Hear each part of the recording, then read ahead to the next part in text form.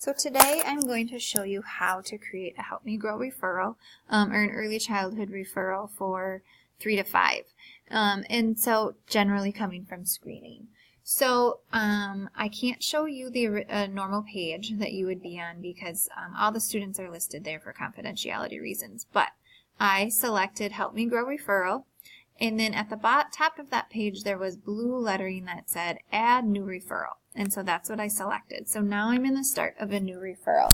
And I'm going to enter in the student's information. Put in a date of birth, their gender, their race. Referral date would be the date that they came to you, the date that you saw them at screening. Birth to 2 target date is for birth to 2 only, so you don't need to worry about that. Program, we are 3 to 5.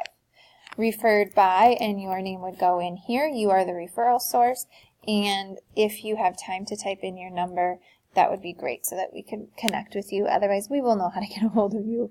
Primary referral source is going to be early childhood screening. So then, parent informed of this referral. Yes, hopefully they gave you permission to send it on to us. And then your areas of concern or your reason for your referral. You could be checking multiple, checking one. Referral reason. So in this we're going to say overall concerns with cognitive and communication. Scored whatever on the ESI. If there's social information, ASQ score you could put here. And we could leave it at that. We do have a spot later where you can add additional information specific to each of these areas. So this is kind of more of a broad summary of why you're making the referral. It could even be parents are concerned with articulation, but no concerns were noted during screening. So, you know, that can say a lot of what you guys kind of used to put on that first page of our triplicate referral. General comments, this would be another spot that you could write, maybe something the parent shared with you. Child will be attending preschool at, blah, you know, and write where they're going. Parents are nervous about the referral. Just remember that a parent could request access to this because it is going to go into their CUME file. So whatever we have here is something that a parent could see. So just make sure you're cautious about that. So don't click submit. Submit will pop you back out of this. So and then you'll have to kind of find the kiddo and come back in. So hit submit and next to take you to the next screen. So now you'll see over here, these are the tabs that we're slowly going through. We created the referral with the referral info. That's the page we just completed. Now we're in demographics for the child, where the child lives. So this is going to be the people that the child is living with and where are they. So, John Doe has a mom named Ann Doe. It's her mother. Here's their address. Mine pops in. There's their address. If you have any of this information, please put it in. Obviously, we're hoping, or we better have a phone number for us to reach out to them. Any alternate information, anything that you guys can enter into here is great. So who the child's living with, and then maybe if there's someone that they're not living with. And then hit submit and next to go to the next page. So now we're in the contact log page. Resident district. We are Mounds View. So scroll down until you see Mounds View, there it is, Mounds View Public Schools. Verbal permission was given. And again, all of these things that are not in red is required, or is not required. So you could do that and be done. But the more that we start filling these out, then we don't have to also do the other triplicate forms.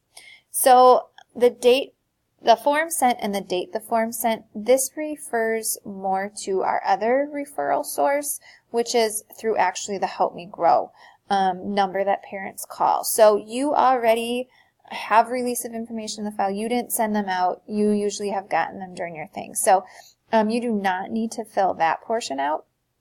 Initial contact date, if you felt like it, you could put the screening date on there, and this could be the date that they were there as well. But this part is really more for our interviews on the phone when someone has been referred to Help Me Grow. So make sure you get the district in there and then hit submit and next.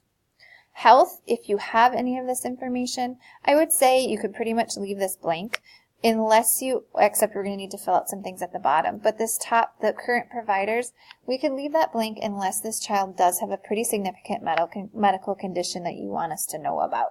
So if there's any specialists, primary doctor, any specialists, child care info that you think is important, social worker, if this is a child who's in foster care, or the family's highly connected with the county, please enter that in if they have shared any of that. Otherwise, you can leave it blank if there's nothing important to put there. If any of this is important, you can add it, but we will have access to that medical form that is being filled out at screening. So we will already have that. You could put a diagnosis here if you think that would be a nice quick way for us to look at anything and any other health concerns. So those two would kind of be maybe an important one to fill out if you had any of that. But down here, we would like you to start getting used to filling out if they passed hearing or if they passed vision. Hopefully it's a yes.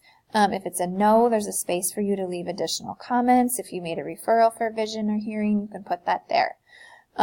Child receives previous or has received previous services or had an eval. If the parent shared any of that with you, please click yes and share. Maybe they were screened in Roseville and didn't pass there as well, or child received services in birth to 2 and then was dismissed. You could enter that information. And then has child been screened? Of course. That was you on today's date. And then you can hit submit and next. Remember to hit submit and next. So now here is the final page. And here is where you can enter some specific information on the student. So you could, you have to put something in every area, but that could be a period. So if you have no concerns in some of these areas and you don't feel that there's information to report, just put a period and move on. And maybe since we had said it was cognitive and communication, you could put a little more information in those areas for us. You know, failed articulation screener, and maybe put the score, difficult to understand at screening, and parent reports. Others have difficulty understanding their child. So you could enter any of that in there. And same with cognitive. You can type in anything. And again, it's red, so we need to put something in there. But if motor is okay, you could either just say motor is good or no concerns, or you can just put a period in there, and that signals to us that we know that that was not an area of concern. So hit submit and next, and now it's going to tell you you completed the entire referral. And you can make that referral pending. I'm not going to make it pending today because once I make it pending, I can't take it off of here. But you're going to make it pending, and then that's it. You are done.